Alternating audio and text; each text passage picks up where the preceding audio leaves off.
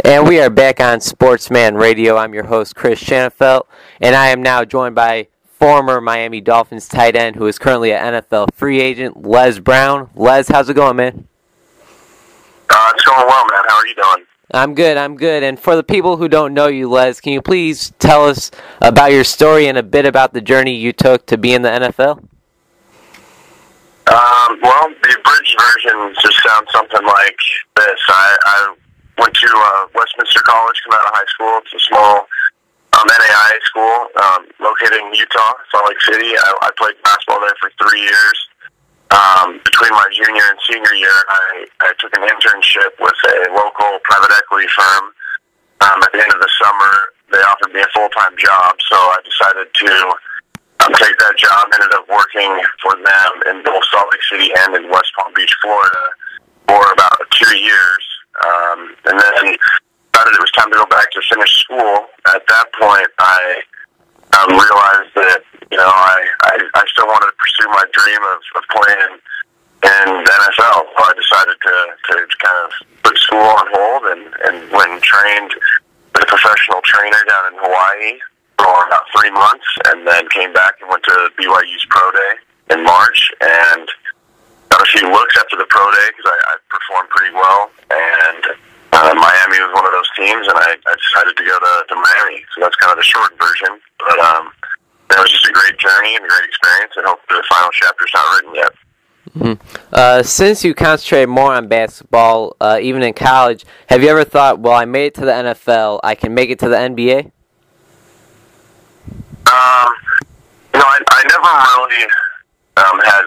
really I always wanted, or dreamed of being in the NBA, but I never, once I got to college and just kind of started, I was more focused on academics at that point. I played basketball because I loved to do it, and it was fun, but I never really, anticipated that I would be able to play in the NBA. It just wasn't something that I thought about often. I'm a little bit short for an NBA guy. Those guys are just monsters. So if I want to play in the NBA, I probably have to be, a point guard or something. And I don't think I have the skill set to quite do that. I was more of a small forward type guy. So I never really thought that the NBA was my future. But fortunately, I was able to work hard and kind of get my body in shape to the point where I thought that I could, make an NFL team, and I was given the opportunity and just came a little bit short. All right, now I believe a few NFL teams were interested in you at your pro day and whatnot. Why did you choose to be with the Miami Dolphins? It was just a great fit. I felt like they really wanted me there. It was the first workout I went to. I really got along with the coach as well. Like I mentioned before, I had been in South Florida before. I really liked it down there. A great opportunity to go back. So, overall, it was just a great fit, and I really got along well with the tight ends coach, Dan Campbell.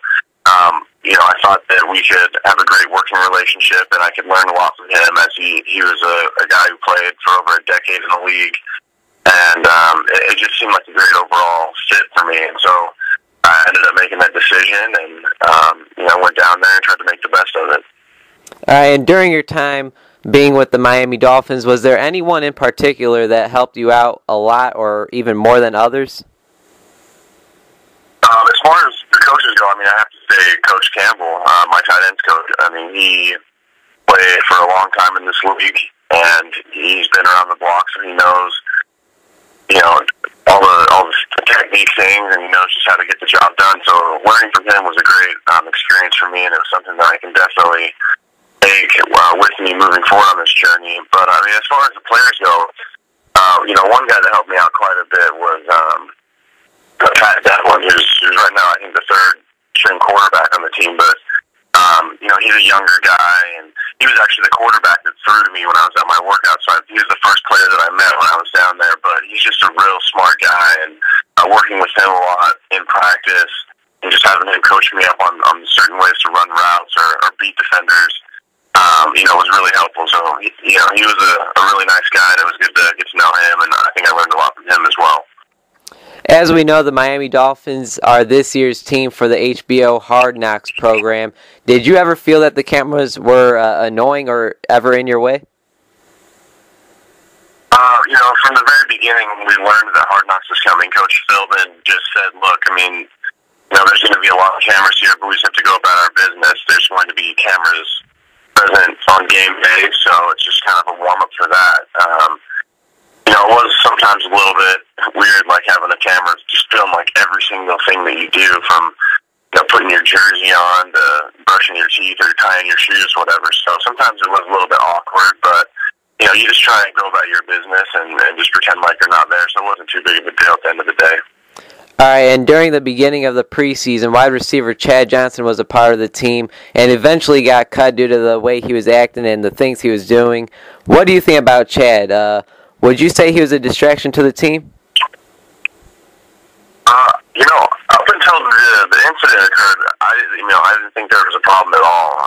He really, until I watched the show, I didn't realize how much he talked. So I mean, as far as being vocal in meetings or anything like that, I mean, he was never out of control or saying anything crazy. He just went about his business. I mean, I didn't have a whole lot of one-on-one interaction with him. There's just so many guys that you don't always get to have a lot of time with everybody, but up until that incident, I didn't see any problem at all. But obviously, once that happened, it was kind of something that everyone on the team heard about. It was in the national news, and obviously the coaches felt like they had to make a decision, and so they went ahead and let him go.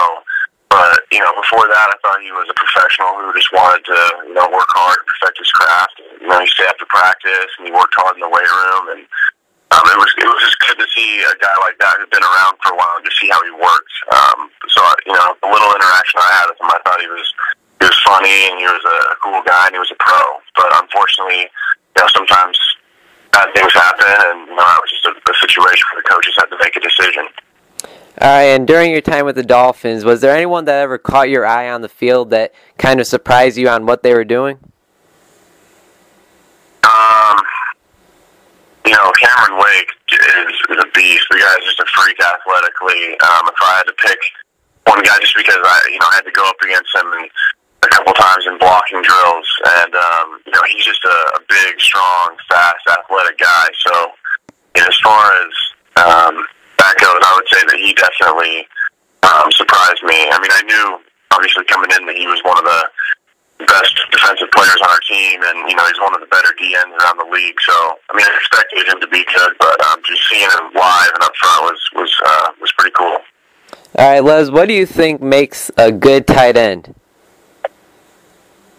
I think just being overall sound in your fundamentals and technique. I think that obviously you're a hybrid between a lineman and a wide receiver, so you have to have qualities of both. You need to be able to run routes and get open and catch the ball, but you also have to be able to put your hand down in the dirt and block people and open up running lanes for your running backs. And I think that's kind of, I think that the game is evolving a little bit where they're looking for guys that are a little bit more pass threats, but at the same time you still have to be able to move guys in the line of scrimmage. So I think just having an overall skill set, and then I think you need to be intelligent too, because you have to know a lot of positions. You need to know the wide receiver spot. You need to know what the offensive line's doing. Sometimes you're in the backfield, maybe as a fullback. So you have to have a really good grasp of the offense and know all the concepts. So I think it's a tough position to play, but I think it's one of those positions that's definitely being utilized, and hopefully I can sharpen my skills and be a guy that can make a difference on a team. All right, and Les, what did you take from your experience with the Miami Dolphins? For me right now, it's just I feel like I just got a taste of the action. It's something that I worked so hard to reach a goal of making an NFL team and getting out on the field on Sundays and making plays. And I just got a little bit of a taste. I got out in some preseason action, and I just I fell in love. I mean, it was just an awesome experience, and it's just something that I'm not satisfied with. I just got a little taste of it, and I want more. So I'm going to continue to keep working, and hopefully get another shot somewhere and be able to get out on the field and catch touchdown pass and do all that fun stuff. So it was definitely a great overall experience. But right now, I guess you could say that I've just got a little bit of a chip on my shoulder. I want to prove the doubters wrong, and I want to make a comeback back and hopefully, make my imprint on this league. And were you shocked that the Miami Dolphins let you go? I know this might seem like a weird question, but I know there's some guys that know, like, all right, I didn't do enough at these practices, at these workouts. But for you, it seemed like you were actually a pretty good player throughout the practices and whatnot that I've seen through Hard Knocks. Were you surprised that the Miami Dolphins let you go? Yeah, I mean, it's definitely not something that I was anticipating. Towards the end of the preseason, when my playing time was going down a little bit, and my reps in practice were going down a little bit, you kind of start to get nervous.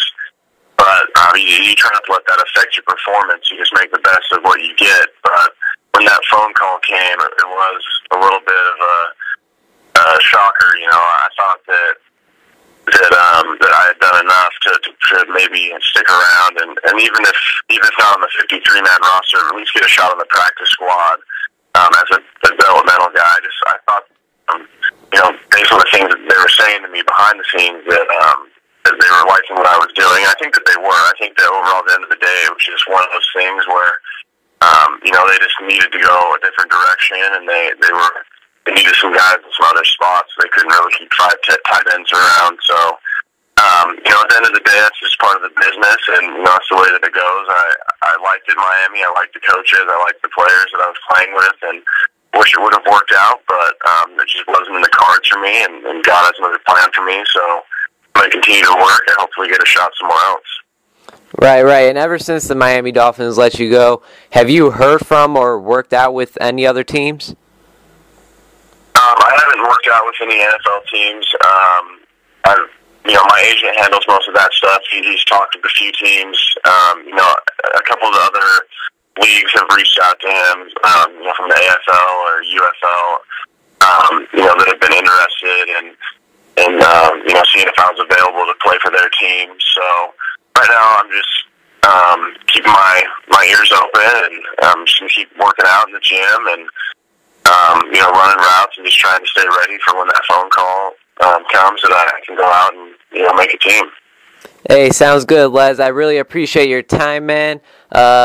Before I let you go, is there anything you'd like to plug on the air for our listeners? Just say hi to my family. I miss you guys. I love you guys.